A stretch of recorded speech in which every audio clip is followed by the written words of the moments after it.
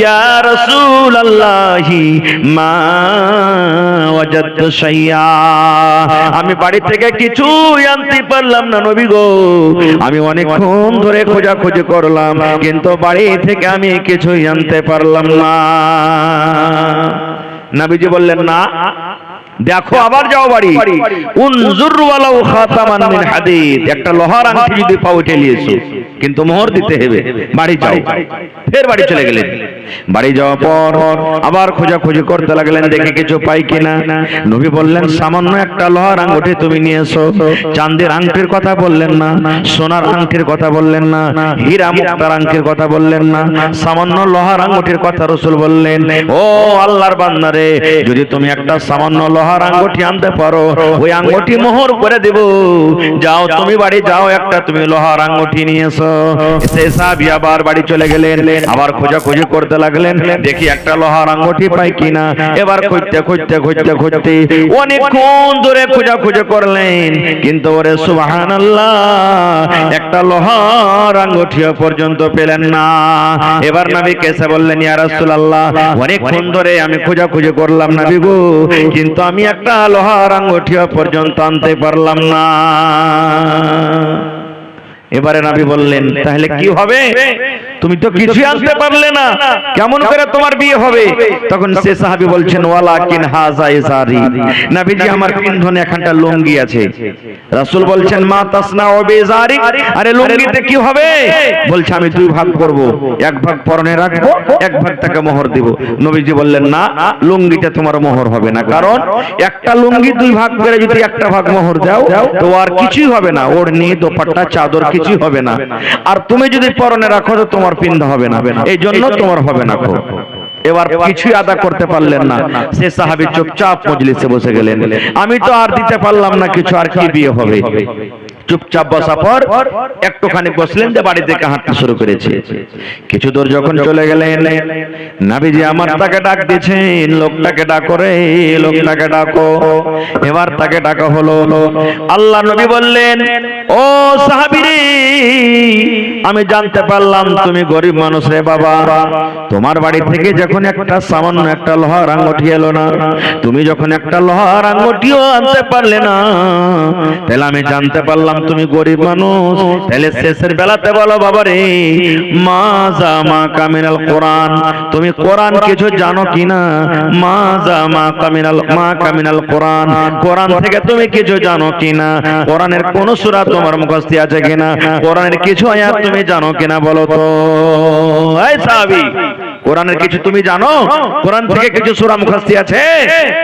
তখন সে সাহাবী বলছেন, নাম, জি আল্লাহর রাসূল জানি। ফাদাদাহা, নবীর সামনে সূরাগুলোর নাম বলে দিলেন, আমি অমুক সূরা জানি, অমুক সূরা জানি, অমুক সূরা জানি, অমুক সূরা জানি, অমুক সূরা জানি, অমুক সূরা জানি, কিছু সূরাগুলোর নাম বলে দিলেন। এবার নবী বললেন, সাহাবী রে, যে সূরাগুলো তুমি জানো রে বাবা, ভালো করে পড়িতে পারবে কিনা? এবার সাহাবী বললেন, জি নবীজি, আমি ভালো করে পড়িতে পারবো। এবার নবীজি বললেন, এরে আল্লাহর বান্দা, যে সূরাগুলো তুমি জানো, এই সূরাগুলোর মধ্যে 30 খানা আয়াত, 30টা আয়াত এই মেয়ে ছেলেটাকে শিখিয়ে দেবে। আমি কোরআনের 30 খানা আয়াতকে মোহর করে তার সাথে আমি বিয়ে লাগিয়ে দিলাম। নারে তাকবীর। এই জামানার মেয়ে ছেলে হলে কি হইতো? আমি এটাতে রাজি হব না। কেন? কোরআনের মহব্বত ভালোবাসা তার ভিতরে নেই, কোরআন কি জিনিস জানে না, কোরআন কাকে বলে জানে না। আজকে আমরা মুসলমান কোরআন না কোরআন। মরণী কথা স্মরণ কি তোর নাই, মরণী কথা মনে কি তোর নাই, মরণী কথা স্মরণ কি তোর নাই রে মুমিন ভাই, মরণী কথা মনে কি তোর নাই। তুমি যখন যাবে মরে,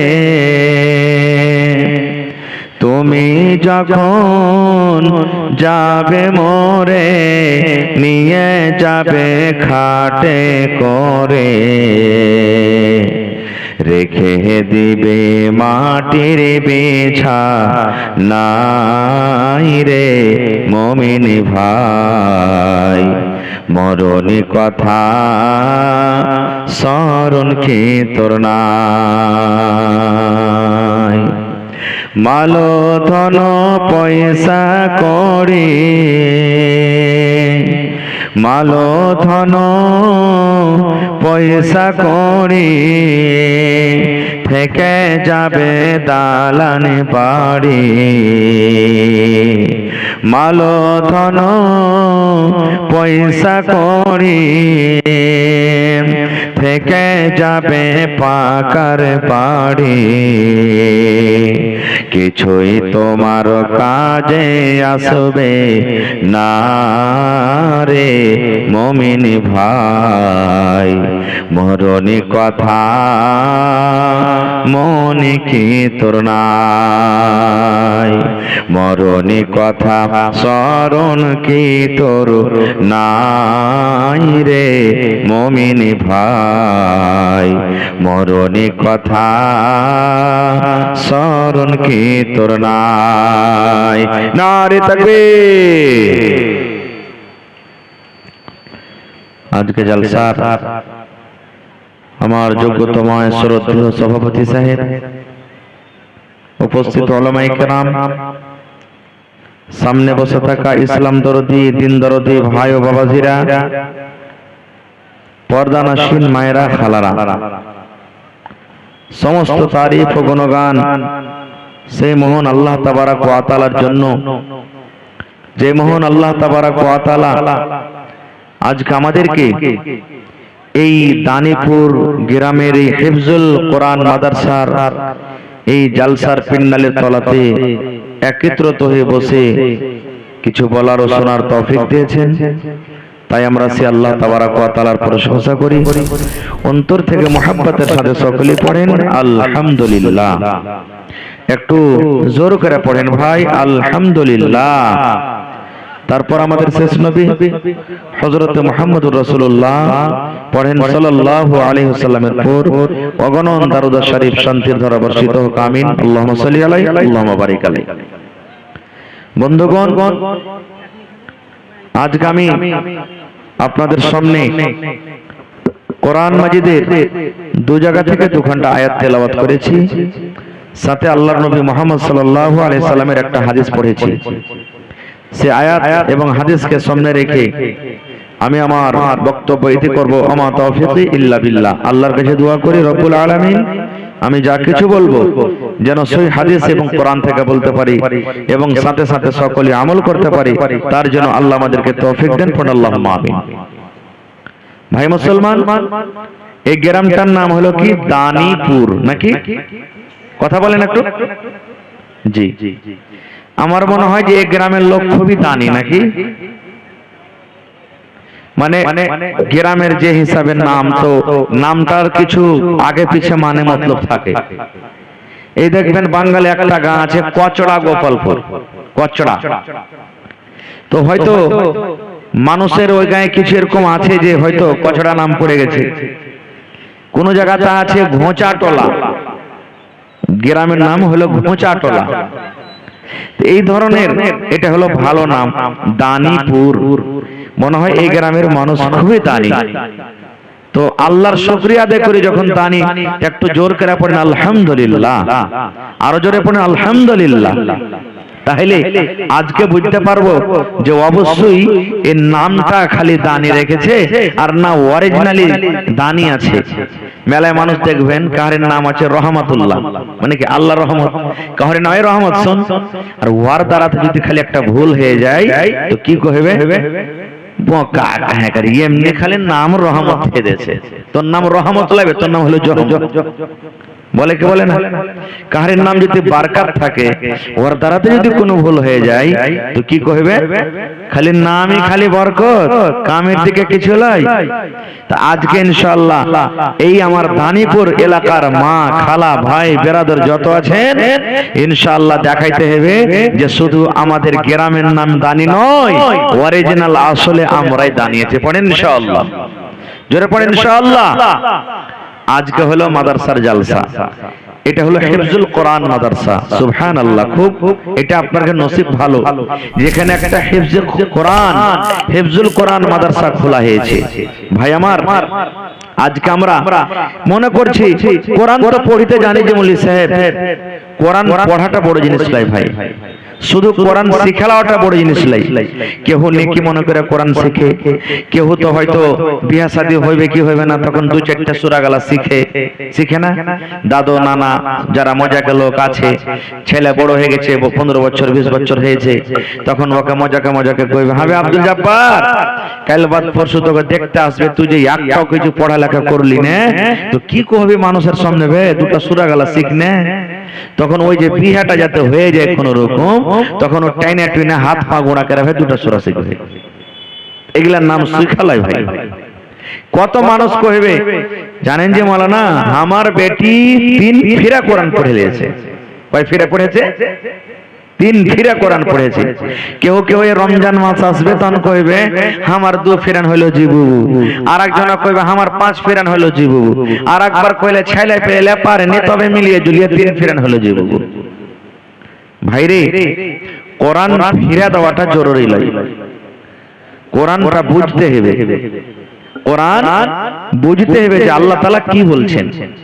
আল্লাহ রাসূলের একটা হাদিস আছে, নবীজি বলেছেন কি যে কোরআন যারা জানে, ভালো করে শুনবেন, কোরআন যারা জানে এবং কোরআনের মানে বুঝে, ওরাকে নবীজি বলেছেন এরা হলো কলমা লেবুর মতন। কিসের মতন? কথা বলেন, কিসের মতন? আর একটু জোরে বলে। আপনারা ভাত খাননি মনে হয় নাকি? একটু কথা জোরে করে বলবেন ভাই, তাহলে আমাকে বলতে ভালো লাগবে।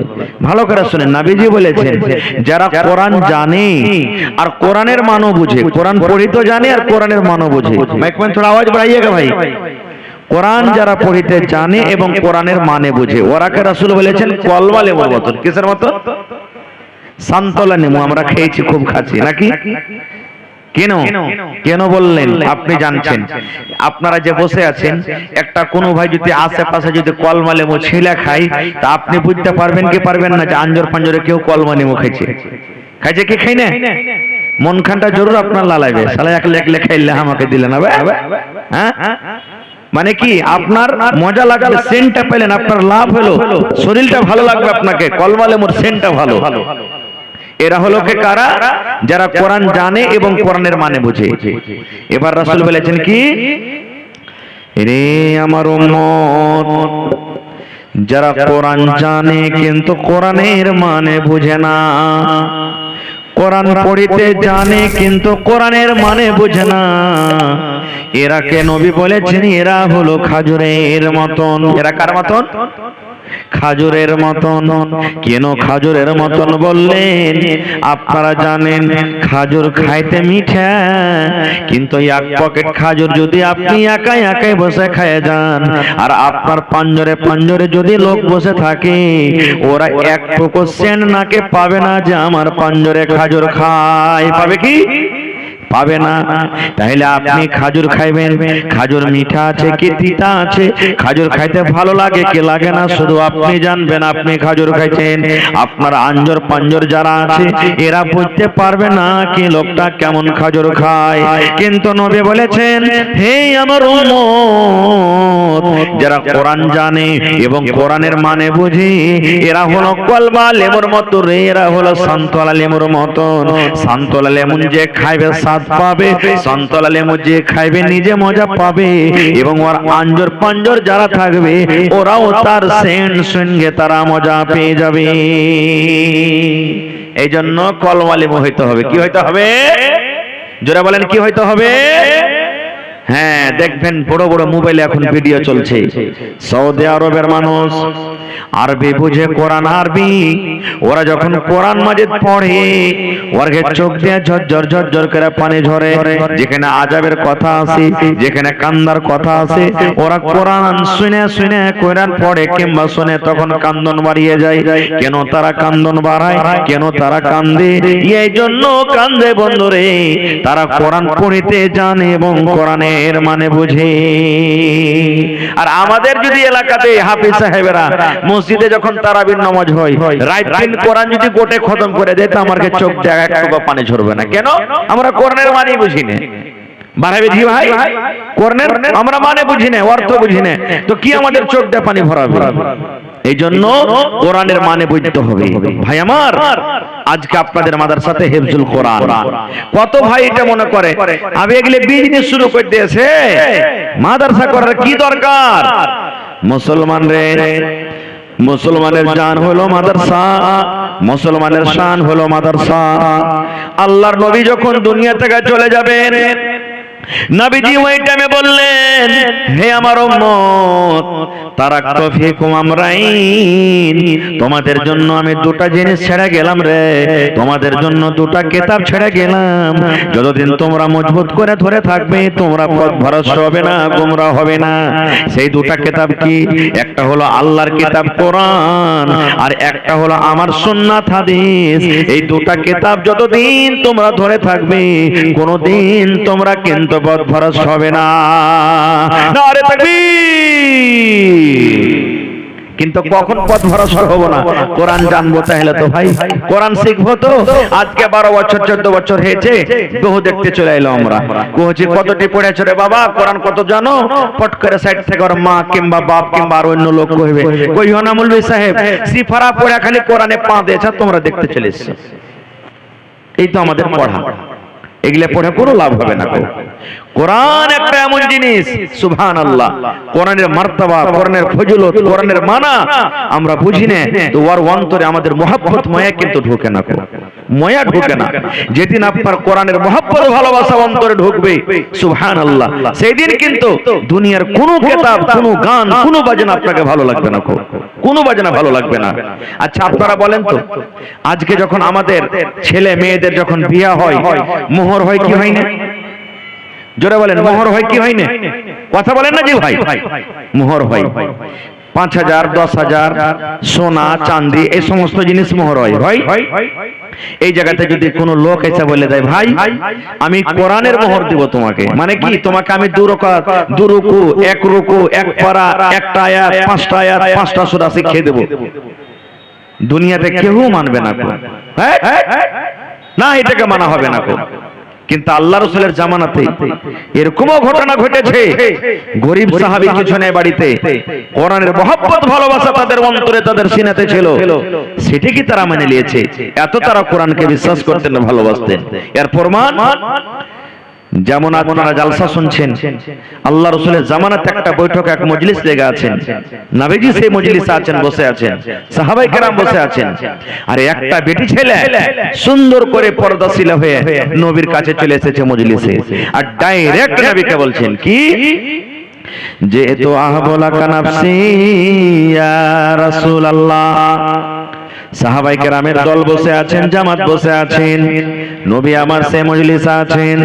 সে মহিলা এসে বলছেন, আল্লাহর নবী গো, আমার জান খানা আপনাকে সঁপে দিলাম, হেবা করে দিলাম, আমার নিজের আত্মা খানাকে আপনার সঁপে দিলাম, এতটি লোকের সামনে নিজের জান খানাকে সঁপে দিলাম।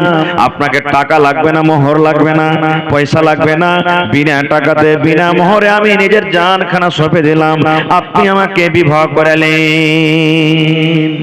মহিলাটা নবীকে বলছেন, হুজুর টাকা পয়সা লাগবে না, মোহর লাগবে না, আপনাকে আমার জান আপনাকে সঁপে দিলাম, আপনি আমাকে বিবাহ করালেন।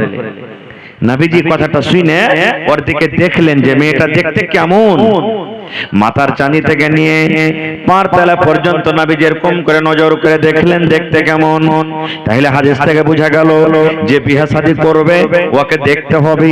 আর অন্য হাদিসে নবীজি দেখার কথা বলেছেন, হে যুবক রে, যে বেটি ছেলেকে তুমি বিয়ে করবে ওকে তুমি এক নজর দেখে লাও, ওকে দেখতে তুমি যাও, কারণ তুমি ওকে পছন্দ করবে, ও তোমাকে পছন্দ করবে, যেন তোমাদের রিশতাটা পরে না ভেঙে যায়, এই জন্য তোমরা দেখে শুনে বিয়ে করো। কিন্তু আমাদের সমাজে এখন উল্টা হয়ে গেছে, বিয়ে করব আমি, দেখতে যাবে আমার মা, বিয়ে করব আমি, দেখতে যাবে আমার বাবা, বিয়ে করব আমি, দেখতে যাবে আমার বন্ধু, বিয়ে করব আমি, গ্রামের মন্ডল দেখতে যাবে, বিয়ে করবে আমি, গ্রামের অমুক অমুক দেখতে যাবে। এবার ফল আমাদের কি হয়, 2 মাস 4 মাস কেটে গেল, 5 মাসের বেলাতে আর কিন্তু ভালো লাগে না। এবার বেবি বলছে আব্বা যে মরার ভাত খাবো না। এবারে কিন্তু পুরুষটা বলছে এই আমি হালের বেটে হালে কার বাড়তে রাখবো না। এবার মজলিস বসে গেল, তালাক হয়ে কিন্তু শুরু ছুটে গেল। এরকম হয় কি হয় না? এই জন্য রাসূল বলেছেন বিয়ে করার টাইমে তুমি দেখো। খায়র আমি ওদিকে যাব না। এইবারে সেই মহিলা বলছেন আল্লাহ নবী গো, আমার জান খানা আপনাকে সঁপে দিলাম, হেবা করে দিলাম গো নবীজি, আপনাকে টাকা লাগবে না, পয়সা লাগবে না, বিনা টাকাতে আপনি বিবাহ করলেন। নবী আমার তাকে দেখলেন মাথার চানি থেকে নিয়ে পার তলা পর্যন্ত দেখলেন, তাকে দেখতে কেমন। দেখাশোনা পর এবার নবীজি এরকম ভাবে মাথা নত করে নিলেন, মাথা নিচে করে নিলেন নবীজি। বিয়ে করব কি করব না, পছন্দ আছো কিনা, কোনো উত্তর নেই। দেখা পর নিচে করে নিলেন মাথা। এবার সে মহিলাটা ভাবা চিন্তা করলেন, আরে নবীজি আমাকে দেখলেন, আমি নবীকে সঁপে দিলাম, কিন্তু উত্তর দিলেন না। তো ভাবা চিন্তা করে উনিও সাইডে বসে গেলেন যে নবীজি আমাকে যখন কোনো কথা বলবেন যে হ্যাঁ তোমাকে বিবাহ করব কি করব না, তখন এখান থেকে যাব, বসে গেলেন এক সাইডে। কিছু সময় যখন কেটে গেল, ধরেন 10 মিনিট 15 মিনিট আধ ঘন্টা এরকম ভাবে যখন কিছু সময় কেটে গেল, নবীজি কিন্তু কোনো উত্তর দেন না। সাহাবীদের মধ্যে একজন সাহাবী ফাকামা রাজুলুম মিন আসহাবিহি, একজন সাহাবী দাঁড় হয়ে গেলেন। এবার নবীকে বলছেন ইয়া রাসূলুল্লাহ, যে মেয়ে ছেলে আপনাকে নিজের জানখানা সঁপে দিয়েছে, আপনার সাথে বিয়ে করতে চেয়েছি, আপনাকে টাকা লাগবে না, পয়সা লাগবে না, নিজের জানখানাকে আপনাকে সঁপে দিয়েছে। নবী গো, যদি আপনার দরকার না থাকে, আপনার যদি প্রয়োজন না থাকে, আপনার যদি বিহার দরকার না থাকে, আমার দরকার রয়েছে নবী গো, ওই মেয়ে ছেলেটার বিয়ে আপনি আমার সাথে লাগিয়ে দেন, ওর বিয়েটা আপনি আমার সাথে লাগিয়ে দেন, আমি তাকে বিবাহ করব। একজন সাহাবী বলছেন হুজুর, যদি আপনার দরকার না থাকে বিয়ে করার, আমার দরকার রয়েছে, ওর বিয়েটা আপনি আমার সাথে লাগিয়ে দেন। এবারে যখন কথাটা বলা যে হ্যাঁ আপনি আমার সাথে বিয়ে লাগিয়ে দেন, তখন নবী বলছেন হাল ইনদাকা মিন শাই, রে সাহাবী তুমি তো বিয়ে করবে, তোমার কাছে মোহর দেওয়ার মতন কিছু আছে রে বাবা, তোমার কাছে মোহর দেওয়ার মতন কিছু আছে। সে সাহাবী বললেন ইয়া রাসূলুল্লাহ, আমি মনে করলাম আপনাকে নিজের জান খান হেবা করে দিয়েছে, মোহর লাগবে না বলে আমি রাজি হয়ে গেলাম। নবী গো, আমার কাছে কোনো টাকা নাই, পয়সা নাই, আমি মোহর দিতে পারবো না। এবার নবী বললেন সাহাবী রে, তোমার অতক্ষণ পর্যন্ত বিয়ে হবে না রে বাবা, যতক্ষণ পর্যন্ত তুমি তাকে মোহর আদায় না করবে। যাও বাড়ি যাও, দেখো কিছু পাও কিনা, বাড়িতে তুমি চলে যাও, আর যাওয়ার পর তুমি বাড়ি থেকে কিছু নিয়ে এসো। যতক্ষণ পর্যন্ত তুমি মোহর আদায় না করবে, ততক্ষণ পর্যন্ত তোমার বিয়ে চলবে না। এবার সেই সাহাবী বাড়ি চলে গেলেন। এবার খোঁজাখুঁজি করতে লাগলেন, দেখে কিছু পাই কিনা। আমাদের মতন তো নাই, কিছু না ছেড়ে চলে এক কুইন্টাল মাকে গলা বিক্রি করে দিই, কিছু না ছেড়ে চলে একটা ছাগল গলা বিক্রি করে দিই, কিছু না আছে চল এই গম গলা কিছু বিক্রি করে দিই। এত গরিব মানুষ, এত গরিব মানুষ, বাড়িতে খুব খোঁজাখুঁজি করলেন, কিন্তু বাড়ি থেকে কিছু আনতে পারলাম না। এবার সেই সাহাবী এসে মজলিসে বললেন ইয়া রাসূলুল্লাহ মা ওয়াজাদতু শাইয়া, আমি বাড়ি থেকে কিছু আনতে পারলাম না নবী গো, আমি অনেকক্ষণ ধরে খোঁজাখুঁজি করলাম, কিন্তু বাড়ি থেকে আমি কিছুই আনতে পারলাম না। নবীজি বললেন না, দেখো আবার যাও বাড়ি, উনজুর ওয়ালাউ খাতামান মিন হাদিদ, একটা লোহার আংটি যদি পাও উঠে নিয়েছো, কিন্তু মোহর দিতে হবে। বাড়ি যাও। ফের বাড়ি চলে গেলেন। বাড়ি যাওয়ার পর আবার খোঁজাখুঁজি করতে লাগলেন, দেখে কিছু পাই কিনা। নবী বললেন, সামান্য একটা লোহার আংটি তুমি নিয়েছো, চাঁদের আংটির কথা বললেন না, সোনার আংটির কথা বললেন না, হীরা মুক্তার আংটির কথা বললেন না, সামান্য লোহার আংটির কথা রাসূল বললেন। ও আল্লাহর বান্দারে, যদি তুমি একটা সামান্য লোহার আংটি আনতে পারো, ওই আংটি মোহর করে দেব। যাও তুমি বাড়ি যাও, একটা তুমি লোহার আংটি নিয়েছো। সেই সাহাবী আবার বাড়ি চলে গেলেন, আবার খোঁজাখুঁজি করতে লাগলেন, দেখি একটা লোহার আংটি পাই কিনা। এবার খুঁজতে খুঁজতে খুঁজতে খুঁজতে অনেকক্ষণ ধরে খোঁজাখুঁজি করলেন, কিন্তু ওরে সুবহানাল্লাহ, একটা লোহার আংটিও পর্যন্ত পেলেন না। এবার নবী কেসে বললেন, ইয়া রাসূলুল্লাহ, অনেকক্ষণ ধরে আমি খোঁজাখুঁজি করলাম নবী গো, কিন্তু আমি একটা লোহার আংটিও পর্যন্ত আনতে পারলাম না। এবারে নবী বললেন, তাহলে কি হবে? তুমি তো কিছুই আনতে পারলে না, কেমন করে তোমার বিয়ে হবে? তখন সে সাহাবী বলছেন, ওয়ালাকিন হাযা ইজারি, নবীজি আমার পিন্ধনে এখানটা লুঙ্গি আছে। রাসূল বলছেন, মা তাসনাউ বিজারি, আরে লুঙ্গিতে কি হবে? বলছে, আমি দুই ভাগ করব, এক ভাগ পরনে রাখবো, এক ভাগ তাকে মোহর দেব। নবীজি বললেন, না, লুঙ্গিটা তোমার মোহর হবে না, কারণ একটা লুঙ্গি দুই ভাগ করে যদি একটা ভাগ মোহর দাও তো আর কিছুই হবে না, ওড়নি দোপাট্টা চাদর কিছুই হবে না। আর তুমি যদি পরনে রাখো তো তোমার পিন্ধা হবে না, এই জন্য তোমার হবে না। এবার কিছুই আদা করতে পারলেন না, সে সাহাবী চুপচাপ মজলিসে বসে গেলেন। আমি তো আর দিতে পারলাম না কিছু, আর কি বিয়ে হবে? চুপচাপ বসা পর একটুখানি বসলেন, যে বাড়ি থেকে হাঁটতে শুরু করেছে। কিছু দূর যখন চলে গেলেন, নবীজি আমার তাকে ডাক দিয়েছেন, লোকটাকে ডাকো রে, লোকটাকে ডাকো। এবার তাকে ডাকা হলো। আল্লাহ নবী বললেন, ও সাহাবী রে, আমি জানতে পারলাম তুমি গরিব মানুষ রে বাবা। তোমার বাড়ি থেকে যখন একটা সামান্য একটা লোহার আংটি এলো না, তুমি যখন একটা লোহার আংটিও আনতে পারলে না, তাহলে আমি জানতে পারলাম তুমি গরিব মানুষ। তাহলে শেষের বেলাতে বলো, বাবা রে, মাজা মা কামিনাল কোরআন, তুমি কোরআন কিছু জানো কিনা? মাজা মা কামিনাল কোরআন, কোরআন থেকে তুমি কিছু জানো কিনা? কোরআনের কোন সূরা তোমার মুখস্থ আছে কিনা? কোরআনের কিছু আয়াত তুমি জানো কিনা বলো তো। এই সাহাবী, কোরআনের কিছু তুমি জানো? কোরআন থেকে কিছু সূরা মুখস্থ আছে? তখন সে সাহাবী বলছেন, নাম, জি আল্লাহ রাসূল জানি। ফাতাদাহা, নবীর সামনে সূরাগুলোর নাম বলে দিলেন। আমি অমুক সূরা জানি, অমুক সূরা জানি, অমুক সূরা জানি, অমুক সূরা জানি, অমুক সূরা জানি, অমুক সূরা জানি, কিছু সূরাগুলোর নাম বলে দিলেন। এবার নবী বললেন, সাহাবী রে, যে সূরাগুলো তুমি জানো রে বাবা, ভালো করে পড়িতে পারবে কিনা? এবার সাহাবী বললেন, জি নবীজি, আমি ভালো করে পড়িতে পারবো। এবার নবীজি বললেন, এরে আল্লাহর বান্দা, যে সূরাগুলো তুমি জানো, এই সূরাগুলোর মধ্যে 30 খানা আয়াত, 30টা আয়াত এই মেয়ে ছেলেটাকে শিখিয়ে দেবে। আমি কোরআনের 30 খানা আয়াতকে মোহর করে তার সাথে আমি বিয়ে লাগিয়ে দিলাম। নারে তাকবীর। এই জামানার মেয়ে ছেলে হলে কি হইতো? আমি এটাতে রাজি হব না। কেন? কোরআনের মহব্বত ভালোবাসা তার ভিতরে নেই, কোরআন কি জিনিস জানে না, কোরআন কাকে বলে জানে না। আজকে আমরা মুসলমান কোরআন না কোরআন। খুব আফসোসের কথা কিন্তু, আরে ভাই, চা পান খাওয়ার আছে, খাইলেন, পারলে 10 টাকা দিবেন, না পারলে না দিবেন, কিন্তু সামনে এখানে এসে বসতে হয় মানুষকে। এই মানুষটাকে আল্লাহ রাসূল বলেছেন যে যখন তুমি সন্ধ্যা করবে তো সকালের আশা করিও না যে সকাল করতে পাবো, আর সকাল করিবে তো সন্ধ্যার আশা করিও না। আজকে জালসা শুনতে এসেছি আমরা, এটি মনে করতে হবে যে এরপরে আর পাবো কিনা সেটা আল্লাহ জানছে, এটাই মনে হয় শেষ জালসা, শেষ বৈঠক। তো ভাই, এখনো সময় আছে, যারা আছেন এদিক ওদিকে আসেন, বসেন সামনে। সামনে বসতে গেলে আপনারাও শুনতে ভালো লাগবে, আমাদেরকেও বলতে ভালো লাগবে। তো আপনারা এদিক ওদিকে না থেকে এখন আসেন, আল্লাহর রাস্তায় বসেন। আমরা যদি কোরআন হাদিসকে অবশ্যই ভালোবাসি, তাহলে দিনে মাহফিলে এসে ইনশাআল্লাহ বসবো। মাইকমাত্র আওয়াজ বাড়াই।